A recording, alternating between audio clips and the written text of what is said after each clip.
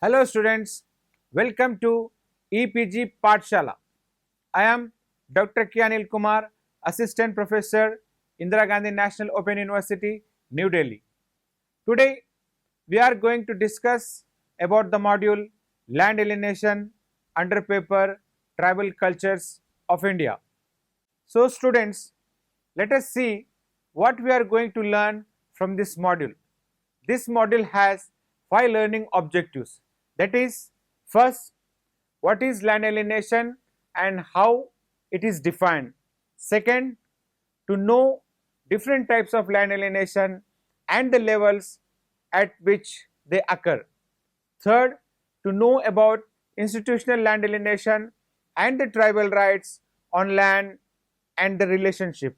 Fourth, the various methods of land alienation and various tribal uprising that occur due to violation of land rights. Now, tribes in India have been facing various problems and issues.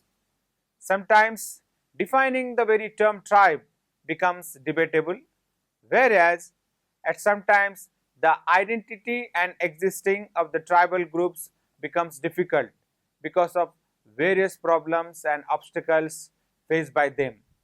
Some of the major problems are indebtedness, land alienation, shifting cultivation, poverty, employment, health, drinking water, housing, education, communication, industrialization, urbanization, migration, and many more.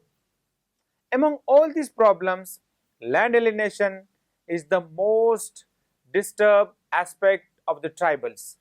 In this module, we will focus on the problem of land alienation and its impact on tribes, common property and rural commons. Whereas in narrow sense, there is alienating the individuals alienate from their lands, holding and livelihood. So there has been many scholars who has been debating and focusing on land alienation and its impacts on tribals. But first we must understand what land alienation actually means is. According to Saran, 2005, he has categorized the definition of land alienation into two categories. As I told you, that is, one is in broader sense and the other one is narrow sense. In broader sense, land alienation indicates huge loss of common property and rural commons, whereas in narrow sense, land alienation simply means alienating the individuals alienate from their land holdings and livelihood. Various research papers, micro studies and government actions and committees have been set up at different level to deal with the problem of land alienation. Yet the issue exists in a full form. Many activists as well as tribal communities have also been raising their voice against land alienation and continually struggling to get justice for this land alienation. In this slide, we'll discuss land alienation has been occurring on two levels. According to Saran, he describes that land alienation has been occurring on two levels. One is at individual level and the other one is at institutional level. Saran in 2005 further explains land alienation at individual level through four cross-sectional categories. They are land alienation in urban and rural area, land alienation from tribal to non-tribal and tribal to tribal land alienation, and the land alienation in urban areas has been induced by the outsiders for constructing houses, buildings, factories or other non-agricultural purpose.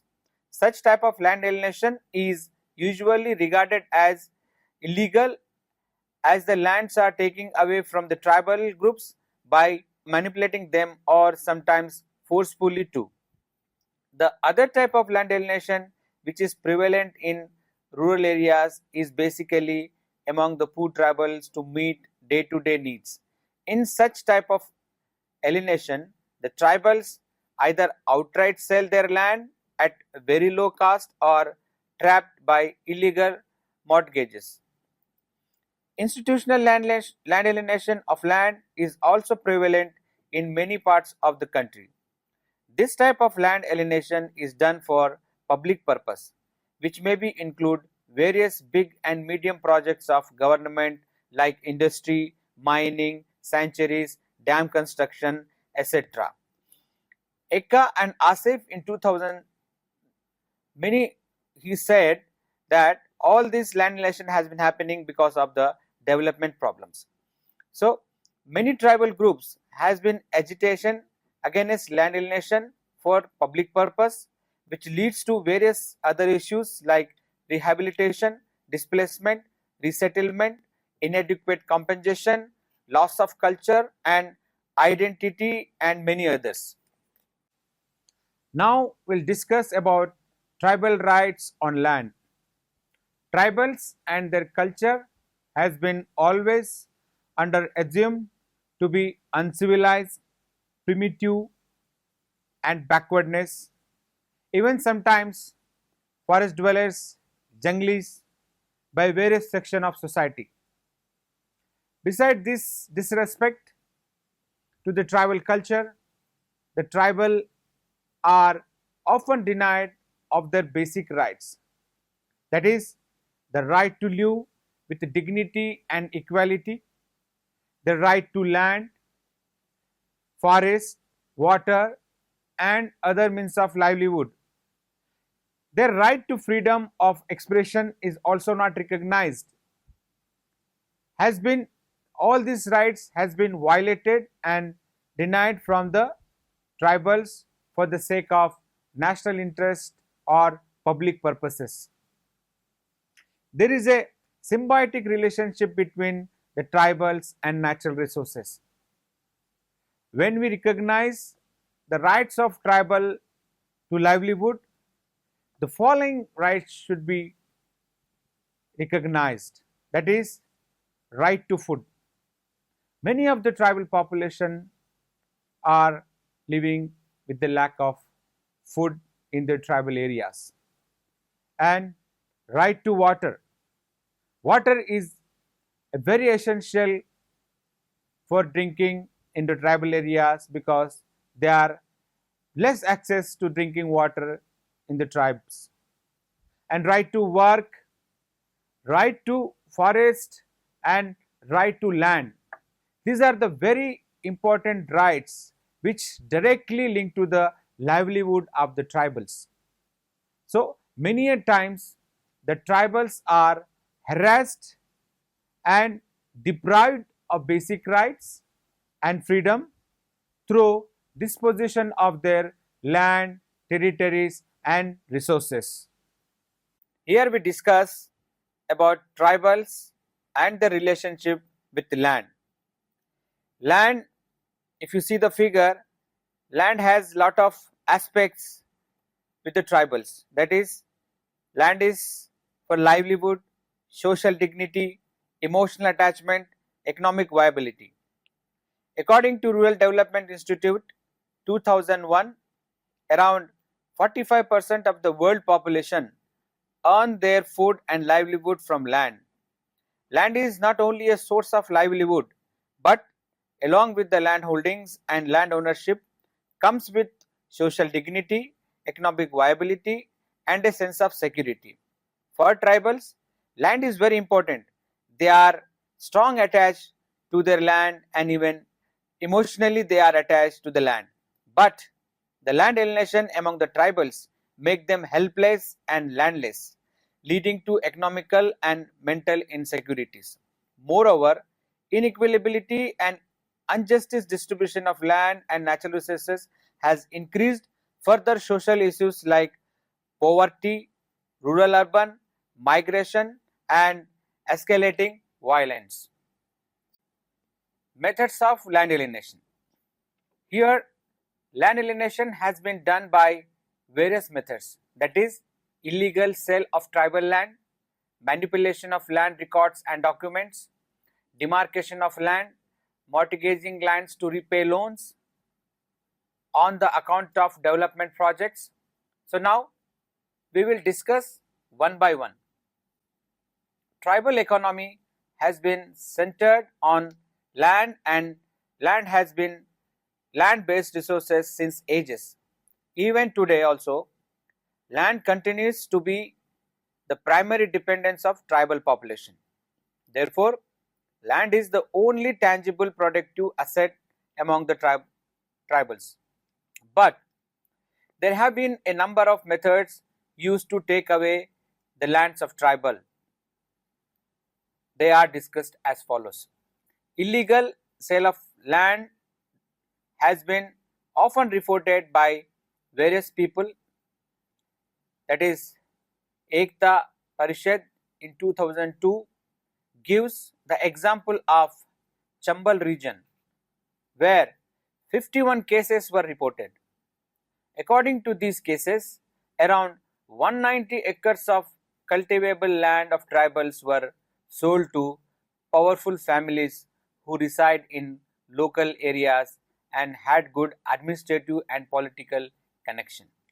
Second, manipulation of land records and documents is another way to grab the lands of tribals. That is very much done by the patwaris and the land revenue officials to alienate land from the tribal people. Another common way of alienating land is demarcation of land. In this way, the patwaris of the villages show some land to the tribals and allow them to cultivate it, but later, at onset of harvesting season, the patwaris gives the land to the influential farmers of the villages by the alienating land from the tribals. In mortgaging lands to repay loans is another method of land alienation, but usually the tribals unable to repay the loan because of less agricultural productivity, thus leading to land alienation of the land. Many tribals' lands are alienated on the account of development projects. Although these people are later rehabilitated and given the land entitlements, but many a times the patwaris did not demarcate the land in accordance with the land entitlement. This is also leads to further land alienation of land among the tribals, which occurs without the knowledge of tribals. Land alienation and tribal uprising. The British rule in India, through its land revenue policy and elaborate exploitative bureaucratic structure, made land alienable on a large scale, especially in tribal areas. The tribal who were cultivating land and cutting down forest with their own customary norms and practices were now compelled to work as laborers in their own lands and were also subjected to various kinds of exploitation and oppression by outsiders. Such kinds of situations and repeated oppression led to various rebellion and movements among the tribal communities. For example, the Chota Nagpur tribal revolt of 108 to 08, the Munda rebellion, the Khol rebellion, the Santal rebellion, the Rampa rebellion, Madikola rebellion, and various other revolts by the tribals posed a major threat to the British administration in India. Resistance and violence by the tribals for their land rights in British Raj forced the British administration to come up with some policies and acts to pacify the anger of these tribal communities. Again, various revolts among the tribes arose because of land alienation through debt mechanism, tenancy, and other illegal and dishonest practices by non-tribals. The tribal movements like the Sri Rama Raju, Uprising of 1922 in West Godavari, Gond Revolt of 1940 in Adilabad, Telangana, and Telangana Revolt of 1946 in Nalgonda, Warli Movement of Maharashtra in 1946, Santal Agitation in Purnia in 1937, Munda Rising of Sundargarh, Orissa and Jharkhand are to be named a few tribal protests which create pressure on state to protect and promote the land rights of the tribals. Land rights of scheduled tribes. For example, the Andhra Pradesh Scheduled Areas Land Extension and Amendment Regulation of 1963, Bihar Scheduled Areas Regulation, Kerala Land Assignment Rules, Madhya Pradesh Land Revenues, Hyderabad Tenancy and Agriculture Land Act, Orissa Land Reform Act, Rajasthan Bhudan Yogna Act, Uttar Pradesh Zamindari Abolition and Land Rules Act, West Bengal Land Reforms Act are some of the legislative measures of independent India that were brought about in our constitution to protect and safeguard the land rights of the scheduled tribes and curb down the process of land alienation among the tribals. Suggested measures for dealing with the problems of land alienation. As land alienation is a multidimensional problem involving various aspects of life, thus we need a long-term strategy with multiple levels and factors to deal with these problems. Some of the suggestions are as follows, that is, an appellate authority, legislative measures, establishment of task track and mobile codes, disseminate the knowledge regarding the procedure and various provision of act, right and ownership of women over land, the quality of life of displacement and rehabilitated people has to be protected and safeguarded, updated and upgraded documents, irrigation facilities should be improved from various banks to improve agriculture, formation of self-help groups, seed banks and various other institutions, social reform and social awareness. So, there should be a formation of an appellate authority involving members from the Judiciary Revenue Department and Scheduled Tribes Department. The formation of such an appellate authority would help in improving the procedure of restoration cases, which usually takes a long term. Few legislative measures and changes has to be taken place so that the Gram Sabha villages level become more active. This would in return help in identification and restoration of land of alienated land. Various steps should be taken regarding restoration of cases and timely disposal. Establishment of fast track and mobile courts would be a great step towards disposing of large number of pending cases. Even monitoring cells also recommended to set up at district as well as state level so that the restoration of alienated land becomes faster and easier. Next, ignorance regarding the procedure of filing a case or regarding the provision of various acts is another problem faced by majority of people. Thus, programs and campaigns at level should be conducted and organized to disseminate the knowledge regarding the procedure and various provisions of act. Third, women have been kept away from their rights and land as they have no right of inheritance or ownership on immovable properties. But the tribal societies have customary provision for safeguarding the rights of women. The Madhu Kishwar case, who filed a case on the behalf of women in Supreme Court, becomes one of the important landmarks on the right and ownership of women over land. Institutional alienation is yet another problem. Very large amount of land has been alienated from the Adivasis in the name of public purpose, and very few people are provided with a facility of rehabilitation and resettlement. In many cases, even compensation is not all given. If also compensation is given to some groups, the amount of tends to be very minimal. Thus, under the provision of PESA 1996, it becomes mandatory to take the consent of the community before acquiring their land for any other purpose. In fact, the state has also to ensure that the quality of life of the displaced and rehabilitated people has to be protected and safeguarded.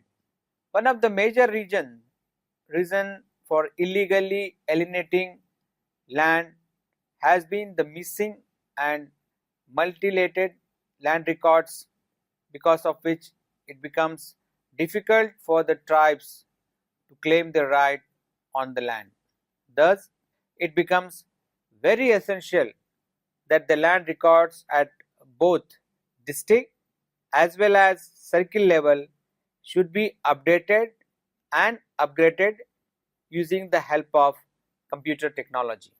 This would help in maintaining a proper record of the land and also help tribes to claim on their land right. Land alienation is so much prevalent among the rural people because of less or low return from the agriculture and poor irrigation facilities. As a result, the tribes and the farmers are not able to repay their debt for mortgage and fall as a victim of land alienation. Therefore, irrigation facilities should be improved in these tribal and rural areas. Even focus should also be given towards development of agriculture so that the need for non-institutional credit gets diminished from the surroundings, which is a major reason for land alienation. Many a times, the farmers and tribes take institutional credit from various banks to improve agriculture. The recovery of these credits was initially very slow, creating an impression that the credits need to be paid at all.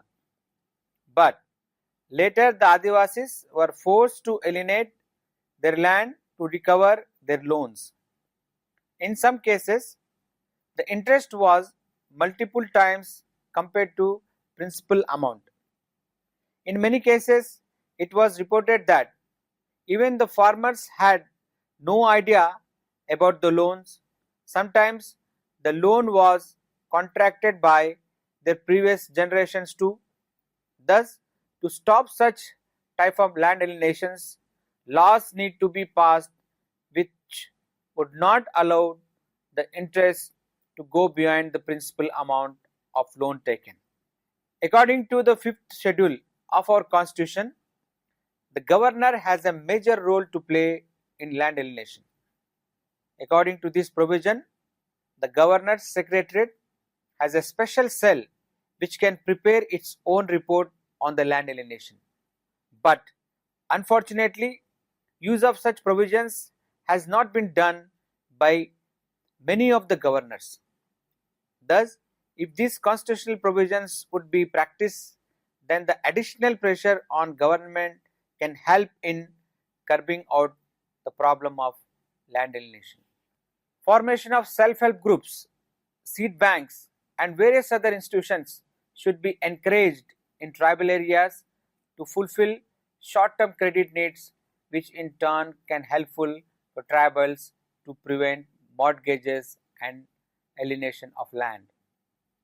So, social awareness is also very important among the tribal communities to prevent land alienation.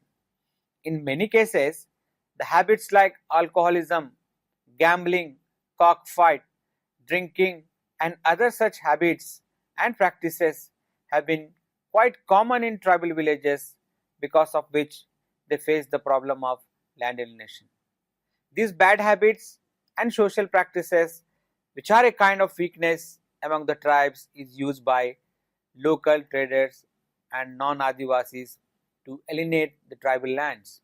Thus, social reform and social awareness is very much important the tribes among the tribes, which could help in restricting the land alienation problem.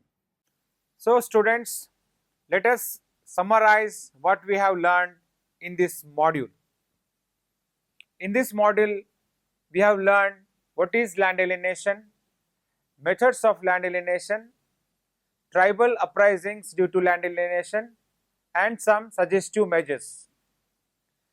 Land being the only tangible asset of a tribal family has not only the social implications and religious rituals tied with it, but also has emotional connotation among the tribals.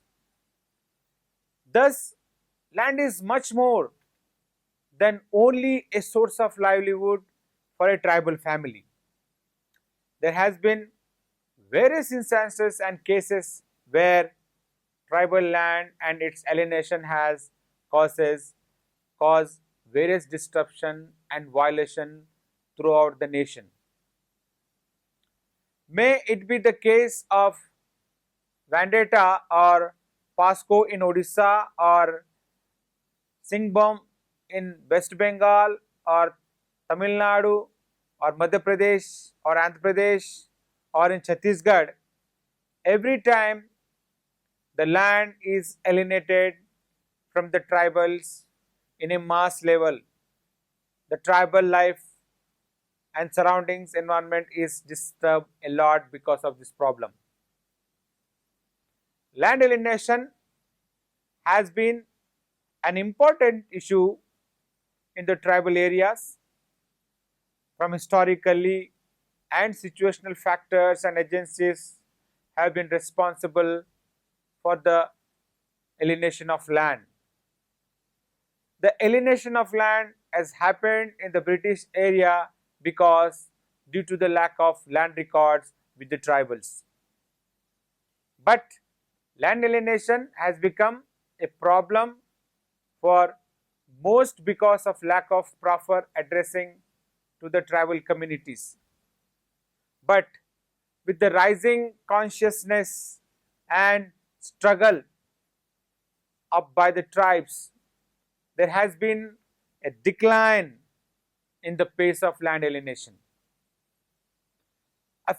involving various aspects of life. Thus, we need to a long-term strategy with multiple levels and factors to deal with this problem. Some of the suggestions are as follows. There should be a formation of an appellate authority involving members from the judiciary, revenue departments and schedule type departments. Again, few legislative measures and changes has to be taken place so that the Gram Sabha at village level becomes more active. Various steps should be taken regarding restoration of cases and timely disposal. Establishment of fast track and mobile courts would be a great step towards disposing of large number of pending cases. Ignorance regarding the procedures of filing a case or regarding the provision of various acts is another problem faced by the majority of people. Women have been kept away from their rights and land as they have no right of inheritance or ownership on immovable property. Yet, the basic issue of land alienation remains the same, that is, the illegally alienated land of the tribe should be restored back to them. Further, a more integrated and fresh approach should be adopted towards acquisition of land so that tribes are no more victims of land alienation, but they can be of use and help like partners in the process of development and growth. Thank you.